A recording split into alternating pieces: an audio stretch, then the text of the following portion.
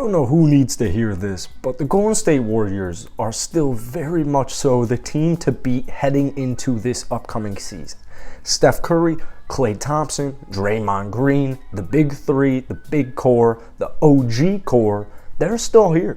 And as long as they're still here, and as long as they're, for the most part, healthy, saw a couple injuries last year, Steph going down at the end, Draymond getting injured as he was on his way to a depoy, 2.5 months he was out, Klay Thompson nursed his way back. Even when they're not at full strength, they're still very legitimate contenders, and no one ideally wants to play any of those three basketball players, let alone a healthy combination of all three of them. So, Andrew Wiggins, yeah. Kevon Looney, yeah. Kevon Looney missed no games last season. He didn't miss a game for them last year. He was a pivotal and important part to their success, and one of the reasons why they won the NBA Finals. The same exact thing goes for Andrew Wiggins. I expect both of them to continue to be reliable and dominant when their name is called and when they need to step up. But this year is a little bit different for Golden State. It's just a little bit different. You lost 5 important critical pieces. Most notably, you lost guys like Otto Porter Jr. and Gary Payton II. You lost Bjelica, you lost Lee, you lost 5 critical players. So what needs to happen? Well, first things first, what did they do to replace those players? You can always ask, what did you lose? But that needs to be followed up with, what did we gain? Well, we gained, if I'm the Golden State Warriors, we gained a great draft pick, a great low-key point-forward player out of Milwaukee in Patrick Baldwin Jr. Patrick Baldwin Jr. played less than 10 games in college last season. The sample size is very small on him, and even though he went to a lower key tier school in Milwaukee because of his dad, I would make this prediction. If Patrick Baldwin Jr. didn't get injured last season, there's no way he would have fallen to the Golden State Warriors. Very similar situation from what I saw just a couple of years ago with Jonathan Kuminga, where it's like, Jonathan Kuminga probably shouldn't have fallen this far to the Golden State Warriors, but they're going to take it and they're going to develop him into a superstar. So you got Patrick Baldwin Jr. You also acquired a really solid player in Donte DiVincenzo. You also got JaMychal Green.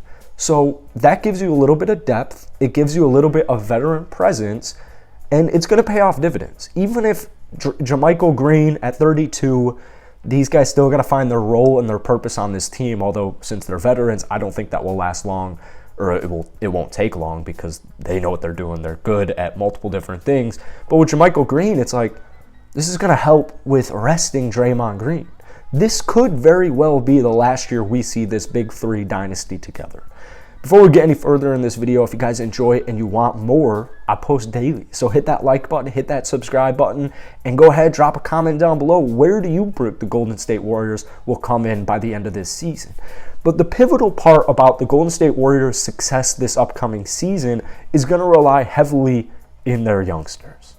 Now, the looming decisions the Golden State Warriors are going to have to make with Draymond Green, Jordan Poole, and Andrew Wiggins, I'm taking the Bob Myers approach and just saying, we'll wait and see, right?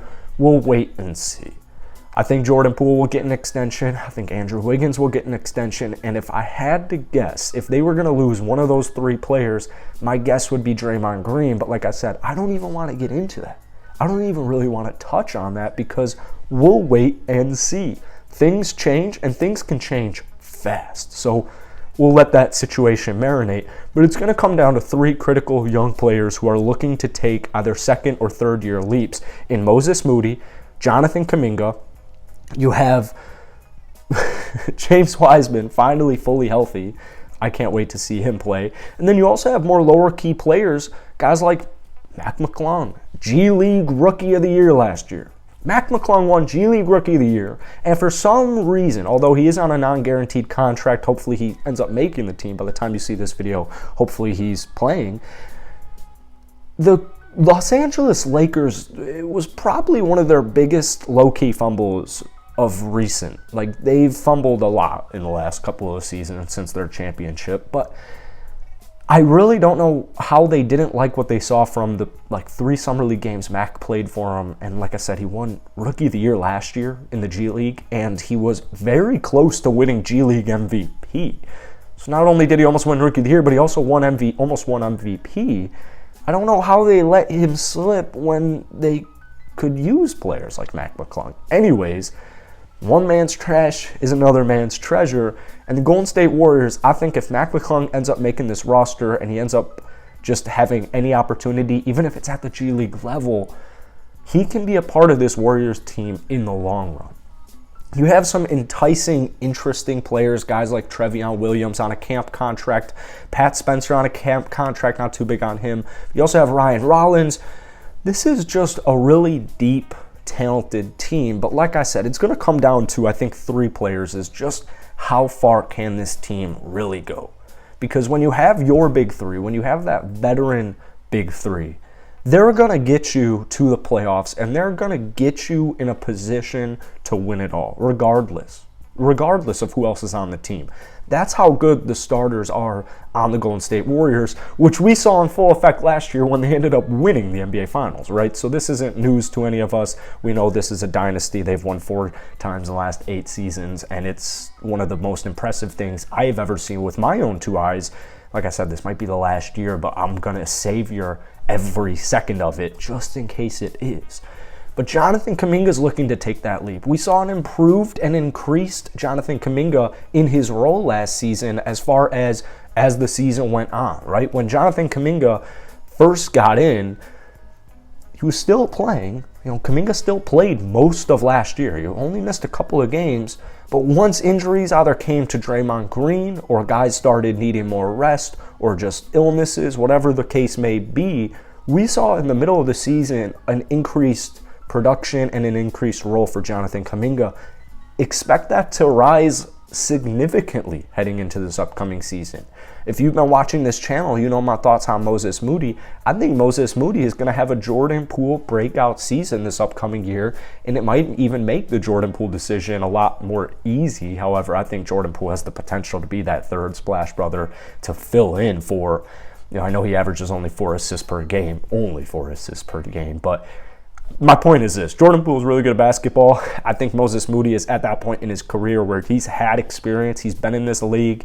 He knows what he's doing. Now it's just time to put it all together on a consistent basis.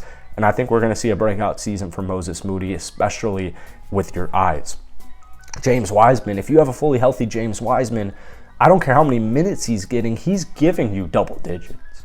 He's giving you what he gave you rookie season, 13.5 and 6 rebounds. His floor, his ceiling, we're not quite sure because of injuries mainly, but if James Wiseman was healthy for this entire season, I expect great things.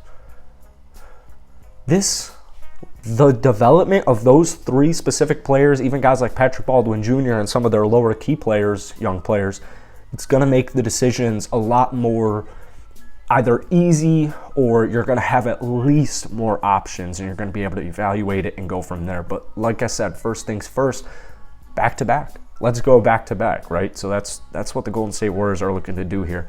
Let me know if you guys enjoyed it. Hit the like button, hit that sub button once again. I have a daily live NBA show. Link is down below. We just covered the Golden State Warriors yesterday, did a whole preview on them, which is live on the channel.